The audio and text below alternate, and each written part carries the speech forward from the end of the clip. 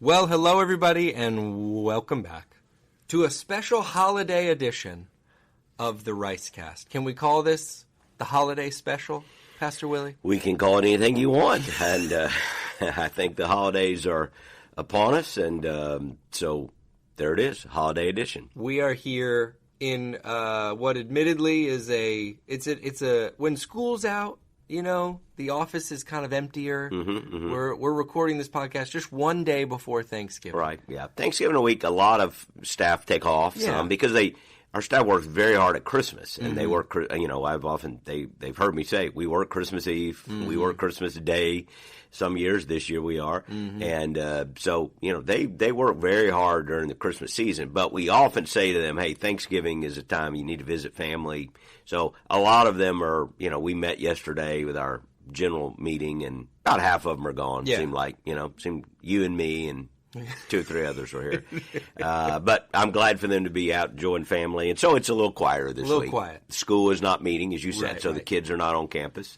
Had a little basketball tournament going, but it's a little quieter, and we're looking forward to a great Thanksgiving holiday and wish everyone right here at the beginning a great Thanksgiving holiday. Yeah. It's I've said this before, I think, on the podcast. It's my favorite holiday. I like how quietly it comes up. People are always like, oh boy, Thanksgiving really snuck up on me. And that's the beauty of it. It just sort of shows up. And it's this great day of eating and family and football. And then it's gone. Yeah, and that's it. Yeah. And people are like, I just love it. It's on a Thursday, which is unusual. Love that. It's, everyone else is, it's whatever. Prime time, yeah. It changes, like Christmas, and it's always different. Easter's always... Thanksgiving's a Thursday. It's a Thursday. That gives you a long weekend. Yes. Football. The football is fantastic. If you're a college football fan, it's like, in some ways, you're reaching the climax this weekend. Yeah. I mean, there's still got the playoffs and championships, but it doesn't get much better than the games this weekend. Yeah. And it's just a great time. Family, food, and for those, again, I know that for other people it's a difficult time, but I'm like you. It is. If it's not my favorite, it's certainly right up there. Yeah. It's just a fantastic time. Yeah, love it. It's right here. We're kind of in that, really the calm right before the storm because, like I said, as we record this, we are just one day away from Thanksgiving. I do want to say, I like to do a little bit of this at the start of the podcast. We had our Thanksgiving communion service this last Sunday. Yeah. That was a really special, sweet night. It was just a beautiful night. I don't even know if it's online or not. Is it? I don't know if people go back and listen. Yeah, but the music was just fantastic. All of our campus pastors participated, and it's all built around the theme of Thanksgiving and communion. It was a great service. We had a huge crowd, great crowd. The building seemed full. It just felt good, and when we have 4 campuses, people have been kind of spread out a little bit. Yeah. It was fun to have them all together, and it was just a great night. And if you were here, you know it. If you weren't, I'm sorry you missed it. You should prioritize it for the future because it's one of the most special services of the entire year. Big shouts out to Brad, the worship team, production team. Just so good. So many beautiful moments. You can go back and check that out on our YouTube channel if you missed it, and I would really recommend it. It was a really sweet night. But yeah, so we're moving into this Thanksgiving thing now, Pastor. What are your plans? What's Thanksgiving? Actually, like this is the year, as most people know. We have 3 kids, they're all grown. We have 6 grandkids, so all of our kids have families and married, and it's kind of been this way since Cheryl and I got married, which is. 1 year is one family, and 1 year is the other. So now that our kids are grown, we kind of encourage that, and they seem to like that. So 1 year they're with the in-laws, their in-laws, the one side of their family, and then the other year they're with us. They all gather with us, and it's fun at Thanksgiving that they're able to do this because at some stage in life their kids will be grown, and then it gets even harder. But this is our year where they're all gone. So it's our kind of our off year where we're not traveling, we're not doing anything, but we are traveling just to go up to see my mom and dad. Look forward to spending Thanksgiving with them. Been a while since I've done Thanksgiving at my mama's house, so we'll be up there with them. I think an aunt and uncle are going to join us who live up there. So it'll be a smaller one, but also a very meaningful one. And Cheryl and I are. It's kind of nice sometimes to be a little quieter. Yeah. I love it when it's big and noisy and everybody's hanging off the walls. I also love it when it's a little quieter, and this will be that kind of year for us. That's sweet. I got to ask you the question because it's that time of year.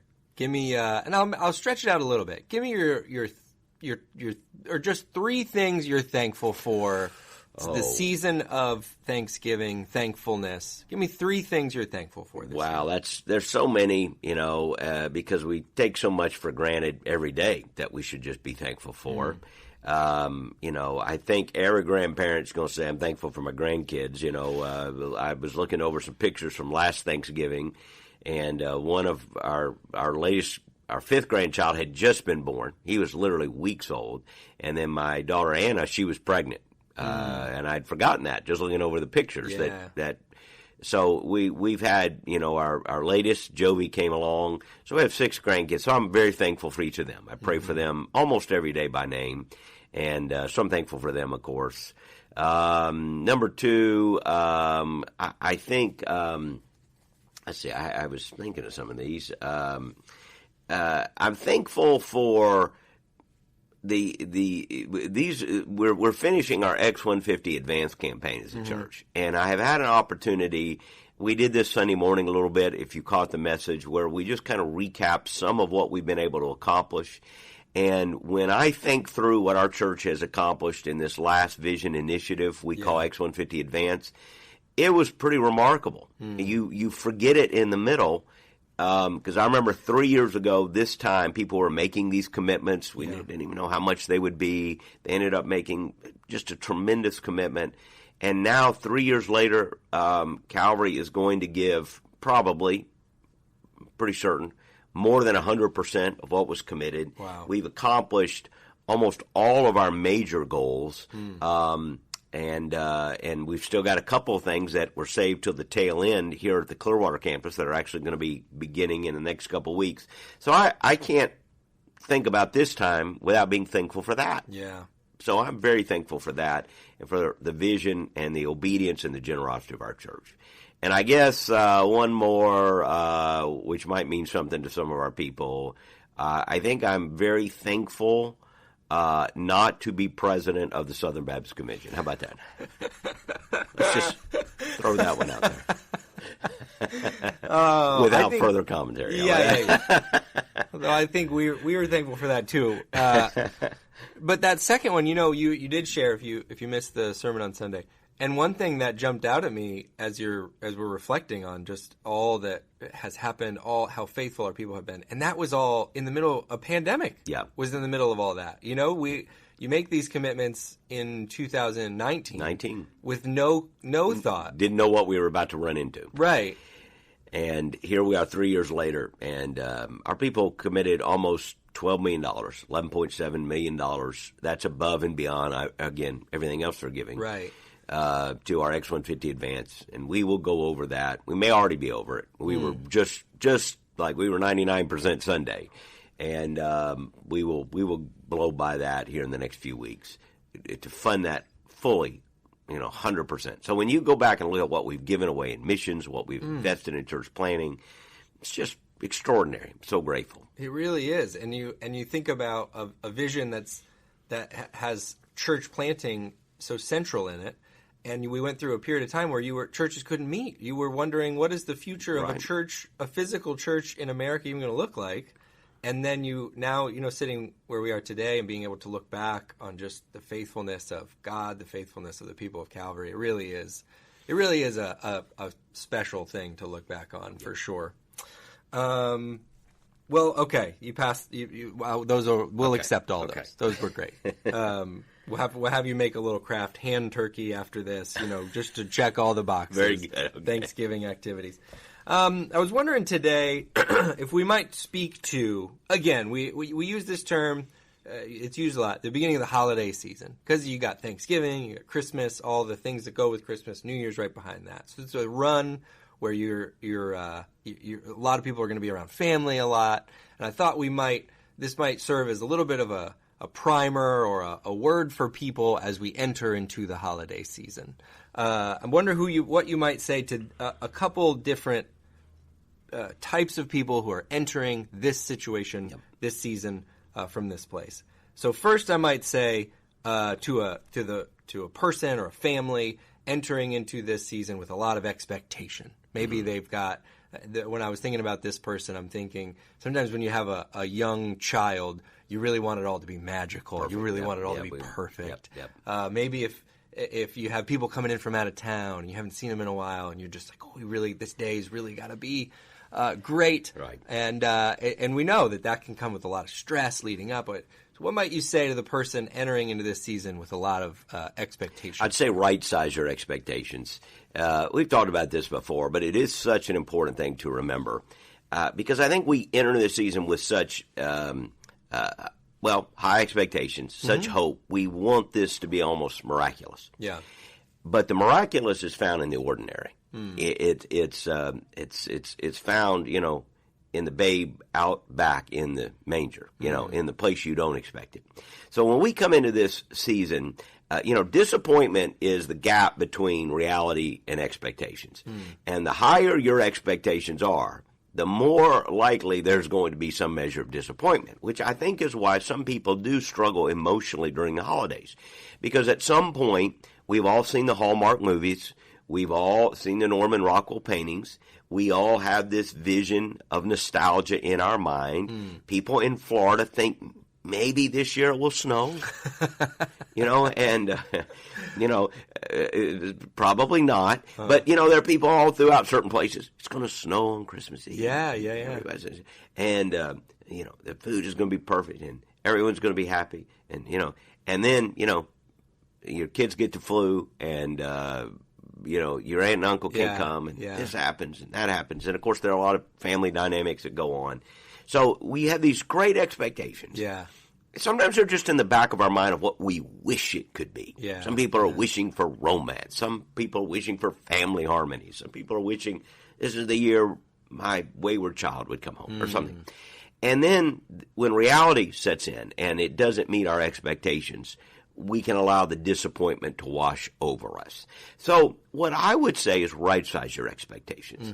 Life is not perfect. It's not going to be perfect in the next 6 weeks. Just because it's Christmas doesn't mean some magical dust falls and everything falls into place. And everyone's attitude is great and the turkey is perfect and, nobody burns the rolls and the presents, you've got just the right present, Think back when you were a kid, like you're 8, 9, 10, and Christmas really is about the presents you're going to unwrap. I mean, that becomes your focal point. I mean, back there's some historical significance. Yeah. They told you about Jesus' birth, and that was nice, but you wanted that present. Yeah.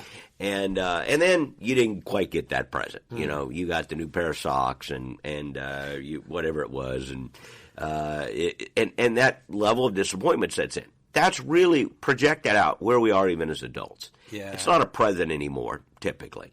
But it's this idea of what this is going to be. And so what I would say is, again, happiness is not having what you want.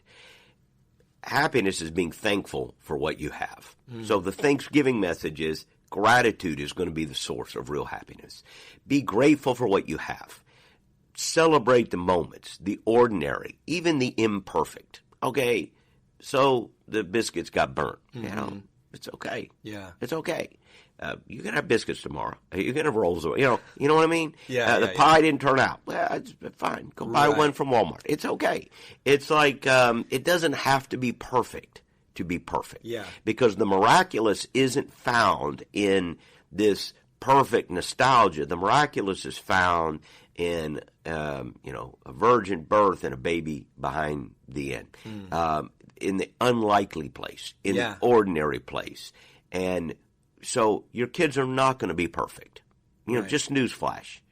They're not going to be perfect angels over the next couple of weeks. There will be moments when things fall below your expectations. It's okay. Find the miraculous and the joy in the ordinary, the imperfect moments, and cultivate a spirit of gratitude for what you do have. That's where you're going to find happiness over the next few weeks.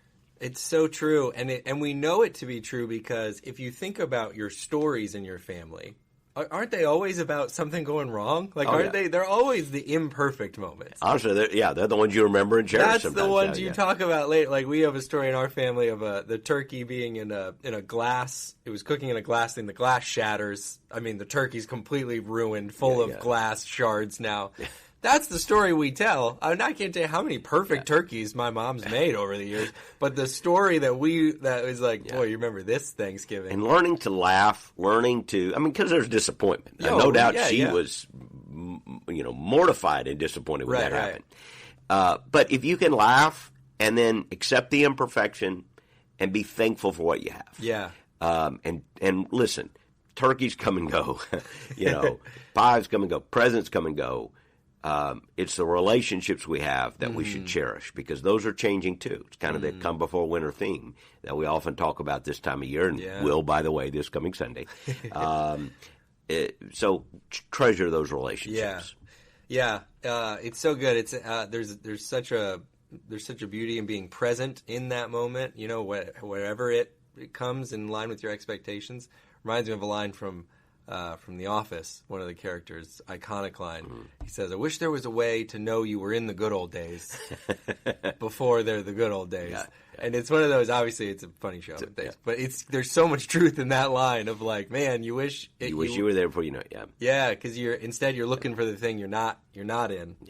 Some podcasts quote Shakespeare, we quote The Office. We quote The Office. That's who we are. That's what we're here to do. We know our audience. Yeah, they know. They know at this point what they're getting with us. All right, so let me ask about this situation. We know this is a lot of people are in this spot. You're going to be around family. Maybe you feel this pressure to be around family, but you know that your family is not a necessarily healthy situation. Probably talking extended family here, I think, is where you see this the most. Maybe your nuclear family is good and you're full of love, but when you reach outside, it's like this is not exactly healthy. Well, sometimes even the immediate family it can be dysfunctional. Yeah. And you're talking to people who right now are going through difficult marriages or rebellious kids, or kids have parents that have problems. Sure. Again, there's no perfect family. Right. So first of all, there's no perfect family. But you almost dread the holidays because of the dysfunctional dynamics. Right. Again, I think right-sizing your expectations here. Don't expect people to change. You pray, obviously, and on that level, we're always praying for God to work in people's lives. But don't go into this thinking that because it's the holidays, all of a sudden, Uncle whoever, Ebenezer is going to, it's going to be the Christmas Carol. He's going to walk in. It's nice when it happens, and we pray for miracles. Sure. But you kind of, if you expect Ebenezer to be Ebenezer, then you're happy when he's not. Yeah. So right-sizing expectations. Understanding there are people that have problems, that are dysfunctional, that are unhappy. They project that sometimes, their problems on other people. So, one, right-size the expectations. Don't expect more than they are likely to give. Love them unconditionally. Just understand hurt people. There are people in your family that have been hurt. And so when you see beyond their hurting you to that they've been hurt probably, at least you have compassion. Yeah. And then I do think, appropriate boundaries. I think going in with your eyes wide open and that they're appropriate boundaries doesn't mean you have to be a jerk. But it does mean, you can say, hey, we're going to take a visit here, but we're not going to spend a week here. Yeah. We set a boundary. We understand. I would say to parents who are trying to cultivate the right holiday for their own children, put your priority there. I really, I don't apologize for that. If you're a parent, you have children, and maybe there's dysfunction outside your family. Yeah. Prioritize making it a great experience for them. That's good. So that their memories are going to be good going forward, even if yours are conflicted. But even within that, I know there are problems and dynamics. I just think setting those boundaries, right-sizing your expectations, and trying to love people and pray for them unconditionally is what is how you're going to navigate this. And don't let the fact that they are full of problems, there's a level of dysfunction. Don't let that negate what this means. we celebrate tomorrow because we all have reason to be thankful. So we should stop and give thanks. So regardless, it doesn't matter that, what else is going on. So don't forget the meaning. And we celebrate in the Advent season, the Christmas season, because God has come in Christ. That is true. So there may be dysfunction in your family and chaos on the edges. It does not mean that God has not given us the greatest gift in all the universe, his own love, his own son. He came to rescue us. That's what you hang on. Jesus is not going to disappoint you in the next 5 weeks. Okay? Uncle Bob might. Okay? Your mother-in-law might. You might disappoint people. Yeah. Okay? People are going to disappoint people. Jesus is not going to disappoint you. So your kids might not meet your expectations. Your parents might not meet your expectations. Whatever. Your spouse may not meet your expectations. And you're having to navigate that. And it's hard. And I'm sorry that it's hard. I'm not minimizing that. But God has loved us unconditionally and sent his own son into the world that we might be forgiven and have a relationship with him.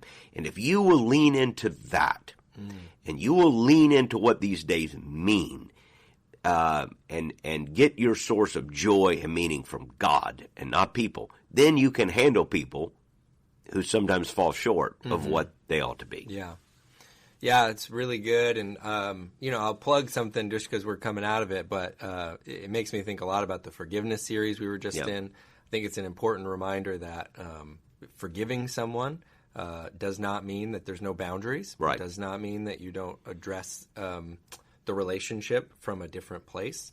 So I think if there's some of that in your family, I would really encourage you to go back and listen to some of the messages, some of the podcasts we did about forgiveness, because I think that was really important and can be important now when you say, hey, there's a real hurt here. I want my kids or I want my family to have some time together, but I maybe have forgiven that person, but I am still going to have some boundaries in place, and that's totally okay to do. And if you're listening to this, don't be the drama person.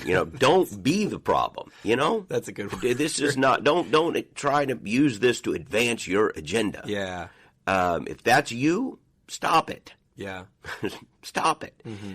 Love people. Accept what they'll give you.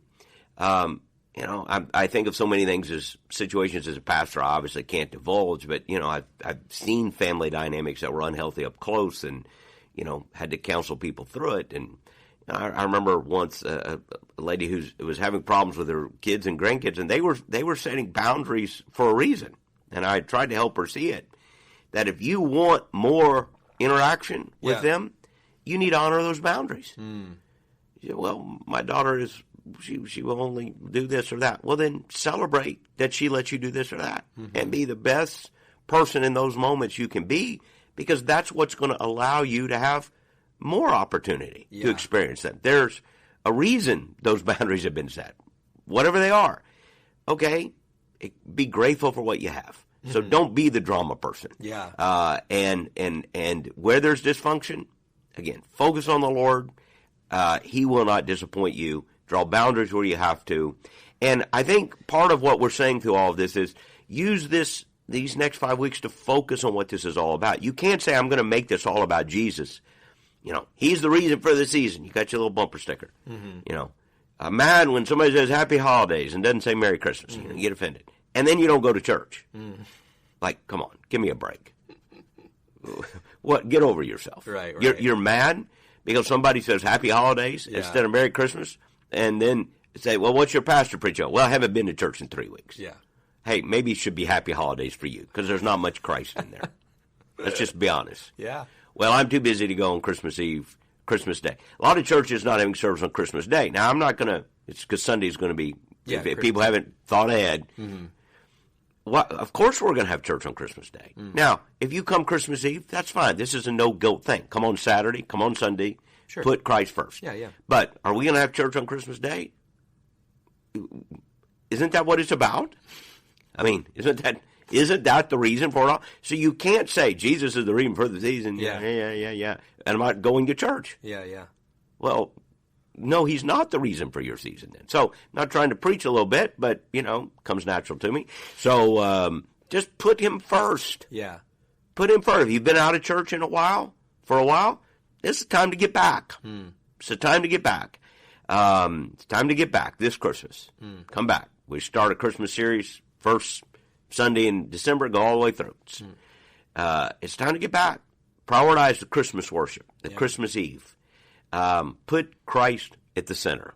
He will never disappoint you. Yeah, that's good, and that's it's an important word too in there. I sometimes skip over that perspective, but people, if you are the drama, don't be the drama idea. You know, like these meals, like we're all sitting at the Thanksgiving table.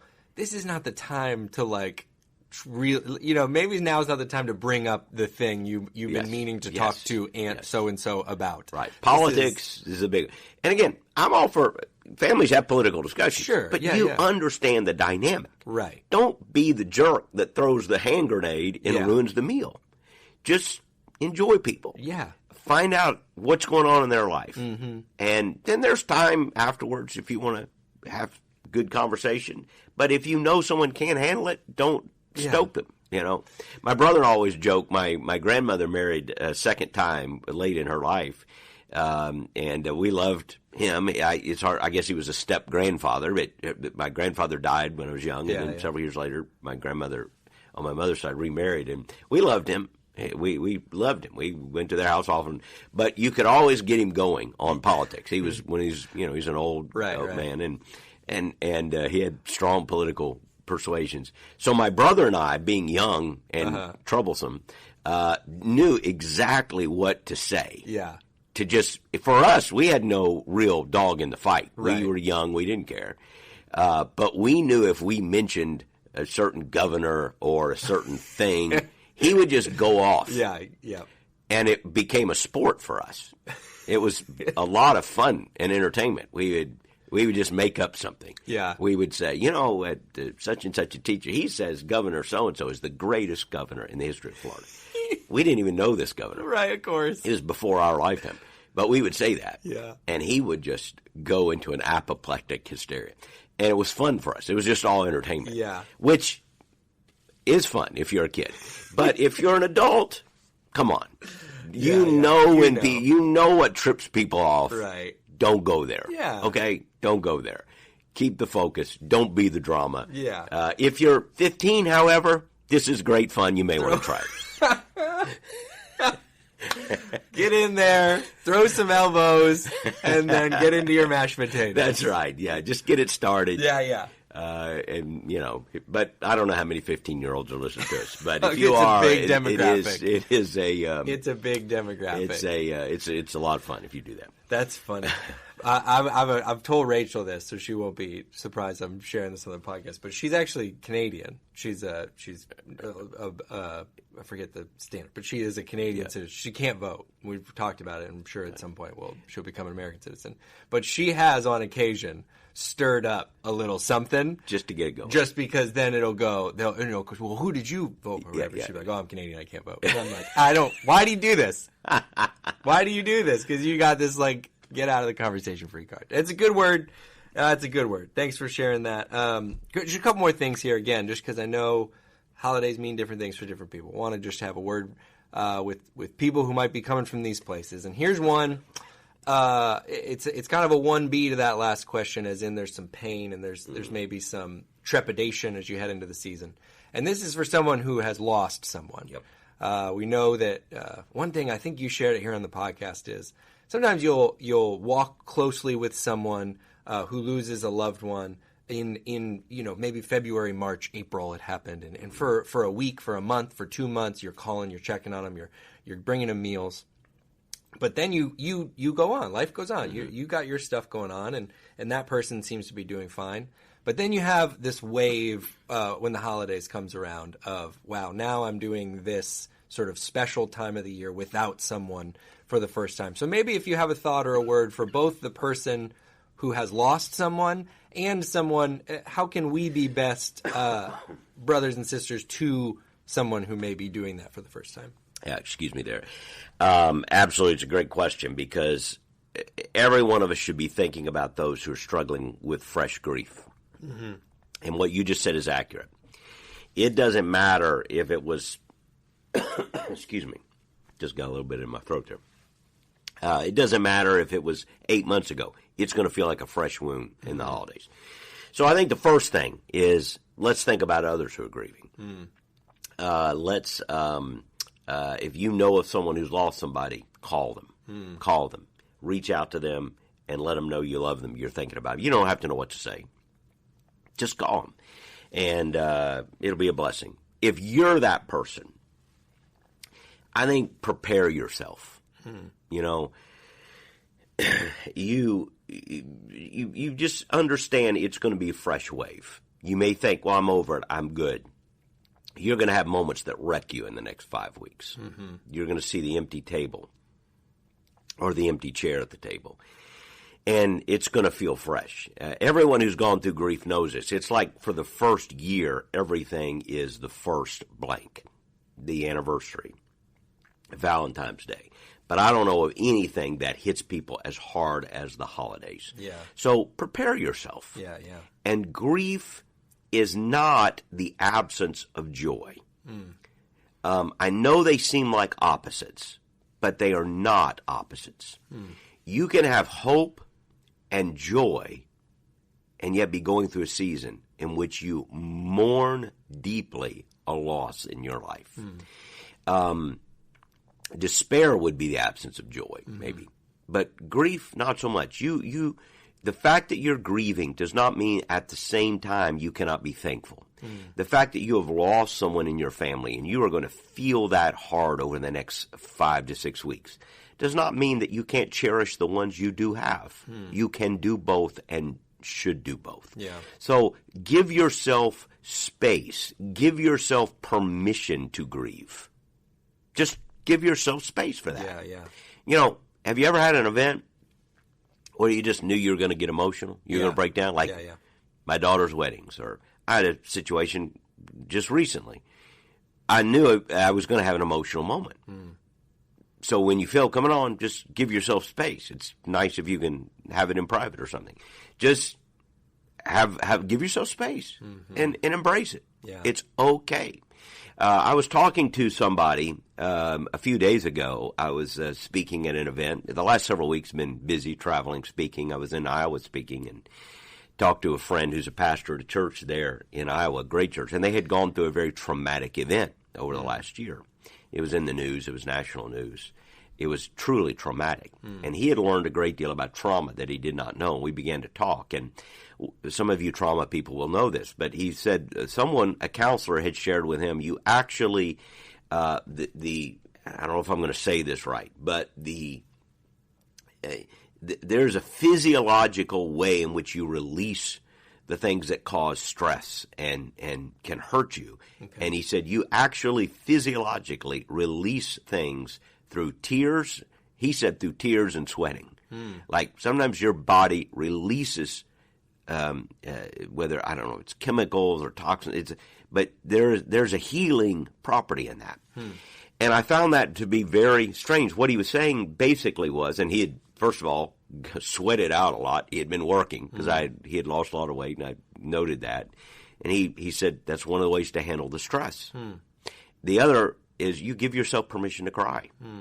And so give yourself permission. If you're grieving, you're going to have that moment. Yeah. So give yourself that space. And when you feel it hitting you, I wouldn't suppress it. I mean, there are moments you don't want to break down bawling at Christmas dinner. I get that. Yeah. But if you do, okay, excuse yourself. Yeah. In other words, give yourself permission. Right. Or if you feel it coming on Christmas morning, give yourself permission to go to a spot and have a moment where you grieve the loss. It doesn't ruin your Christmas. It doesn't ruin your Christmas Eve. It's not going to ruin Thanksgiving because you're going to be in tears some of the time. It's part of healing. Yeah. And you're going to come back from that, and you're going to celebrate the ones you are with. You're going to hug your grandchildren, your children. You're going to be thankful for them. So don't look at your grief as the enemy to the joy and the meaning of this holiday. Go ahead and embrace it. Go ahead and understand it's coming. Brace yourself for it. Like kind of getting a shot, in the arm. I don't know about you. I hate getting shot. you kind of brace yourself for it, right? You flex, and then it's like, it wasn't as bad as you thought. Yeah. Preparation helps sometimes. Prepare yourself. Yeah. You're going to grieve. And it's okay. It doesn't ruin it. In fact, it might make this holiday sweeter than others because you may take certain things for granted or not for granted that you were taking for granted. Right. You may cherish those people that are with you. So I just think that about grief. It's understand it's coming, give yourself space, and don't see it as the enemy of joy and meaning this holiday season. See it as part of the experience. That's so good. And I mean, you can kind of start to see how these tie together, but, expectation-wise, I mean, if you've experienced great loss, like you just said, give yourself the space and know it's probably coming. It's probably coming. Expect it. Because then when it comes, when it shows up, you've thought, you've anticipated a little bit, and then you've already kind of authorized yourself to say, I'm going to feel this, and I'm going to allow myself to feel and that. it's okay. Yeah. And it's like, I think sometimes we suppress it. I don't want to break down crying on Christmas Eve. Right. Well, why not? Yeah. Why not? Yeah. It's okay. Yeah. Because once you get through it and have that moment, now you may cherish the rest of the evening all the more. Right. So it's okay. It's not the enemy of the joy or the meaning. I've ruined everybody's Christmas. No, you haven't. No, you haven't. And if you've got a family member grieving, give them space. Yeah. It's okay. For sure. And it's part of the healing. You will get through this, but you will have to grieve through it. As we said before, we've talked about this before, you don't get to determine when you're through with grief. Grief will let you know when it's done with you. And if it's a fresh wound for you, you're going to feel it this Christmas, but embrace it. Yeah. Embrace it. And even if it's a distant wound, there are people, you and I are not old enough to have walked this journey yet, having lost spouse or children or something that's so traumatic like that. But, I know people, it's been 15, 20 years, comes back fresh this time of year. That's okay, too. Yeah. And remember, one of the things I love to say about grief comes from C.S. Lewis's famous little book, A Grief Observed, which I've read and recommend to many people. C.S. Lewis married late in life. He was a bachelor most of his life, and then just a few years after he was married, his wife died of cancer, and he wrote the book called A Grief Observed. And one of the observations is that the reason it hurts so bad is because the love was so good. If it wasn't something to have lost, then it wouldn't hurt. So when you're going through the pain, you can either focus on the pain of what has been lost, or you can use that pain to remind you of what you had and be grateful for it. And Lewis at some point says, I'm paraphrasing, that if you could have gone back in time and someone could have said to him, you can have this great love in your life, but here's the price. You will lose it at some point, and it will hurt really bad. But if he could weigh those two out, I can have this love and experience it knowing it will cost, or I cannot experience the love and therefore I won't experience the pain. He said I would have chosen the love every time. It was so worth it. And the more it hurts, the more it just signifies that it was worth it. Yeah. So, again, the pain is real. Not trying to minimize that. Right. But when you see it from a different perspective, you can actually then be thankful for what you did have and be grateful for it. So, embrace it. Yeah. Grief is a real thing during this holiday season. And again, by all means, if you know someone, please reach out to them. Yeah, you don't have to know what to say. They're not looking for magic words. They're looking for thinking about you, I love you. And if you know someone that's alone this season, as we've said before, this is a great time. Single adults in our church that you're close to, don't assume, they got somewhere to go tomorrow or Christmas Eve. Yeah. Invite them in. Sure. Invite them in. Make room at your table for one more. Yeah. And even if just make the invitation. Hey, you coming? You got a Christmas party? Invite somebody in that you didn't think about. Christmas Eve, invite someone to your home. Christmas morning, maybe. A single adult. Hey, I don't know what you're doing. We'd love for you to come and just hang out with us for a while. Yeah. Our home is open. That's the kind of hospitality. Wouldn't that be wonderful in a church family? Because more than half of our people are single adults by one reason or another. So let's think about everybody during this season.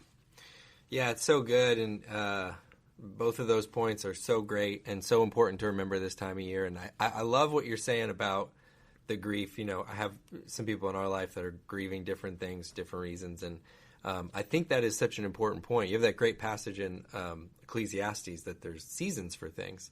And so it's not that I think sometimes people who are grieving, they do feel like a guilt or a shame that this just popped up and I'm ruining everything you just mentioned.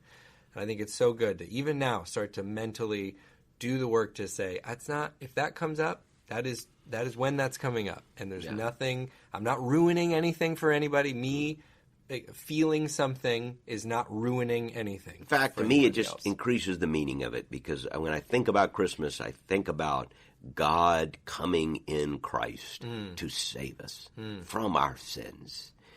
His love is there. We are not alone in the universe. Yeah. And so when I grieve the loss of something, it makes me lean on the truth of Christmas and even Thanksgiving all the more. So it doesn't ruin it, quite the opposite. It may make it more meaningful than it's ever been. So true. That's so true. Well, we said it at the top, but we do want to wish everybody a happy Thanksgiving. Truly do. So thankful for, and I know we have people listening to this podcast all over the world. All over the world. We do know we have people, I hear this all the time from people up north who are with us during the winter, which they're starting to come back down. It's great to see some of our dear friends coming back, and we hope, COVID, a lot of them couldn't come back in 2020, and then 2021 it was a trickle. They started coming back. I'm hoping 2022 be a massive influx of our Canadian and New York and Pennsylvania people. But we have a lot of people who are with us part of the year. They're listening, and we count them as part of our community. Sometimes they have friends listening. But to everyone listening, I'm so grateful for our Calvary Church family, this community of faith, and we love you. Cheryl and I are so grateful to serve you, and we're so grateful for what God is doing in our church and continues to do. And we're thankful for you, and I do wish you a fantastic, blessed Thanksgiving season. Ditto. I echo everything you just said, Pastor. Yes, have a great week. I got to throw this in. This coming Sunday, we are doing Come Before Winter. And you always downplay it, Pastor. You do, but people love it, and for good reason. It's a great perspective, so I do want to encourage you just here right at the end. I know we're wrapping up, but this Sunday, Come Before Winter. It's a powerful message every single time. So join us in person or online. We'd love to have you there for that. And have a great Thanksgiving week. Enjoy the time, and we'll be back with another episode here very soon.